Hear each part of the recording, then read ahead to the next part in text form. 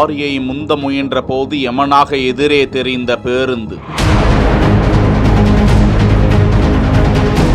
சக்கரத்தில் மடிந்து போன இளைஞர்.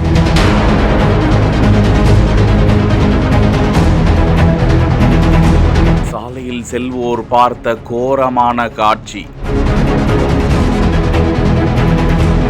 கேரள மாநிலம் திருவல்லி வண்டூர் வட்டப்பரம்பத்தை சேர்ந்த காய்கறி கடை நடத்தி வரும் கிருஷ்ணன் சுஜாதா தம்பதியரின் மகன் 28 வயதுடைய மந்தோடி ஜிஷ்ணு காலை வேளையில் தனது பைக்கில் திருவல்லிக்கு வந்து கொண்டிருந்த போது லாரி ஒன்றை ஜிஷ்ணு கடக்க முயன்ற போது எதிரே வந்த பேருந்தின் கீழே விழுந்தார். விபத்தில் பேருந்தின் சக்கரத்தில் சிக்கி ஜிஷ்ணு சம்பவ இடத்திலேயே பரிதாபமாக கோரமாக பலியானார். நிகழ்விடத்திற்கு வந்த எடவண்ணா காவல்துறையினர் மற்றும் தீயணைப்பு துறையினர் ஜிஷ்ணுவின் உடலை மீட்டு பிரேத பரிசோதனைக்காக அனுப்பிய நிலையில் போக்குவரத்தையும் சீர் செய்து விபத்து குறித்து வழக்கு பதிந்து விசாரித்து வருகிறார்கள்.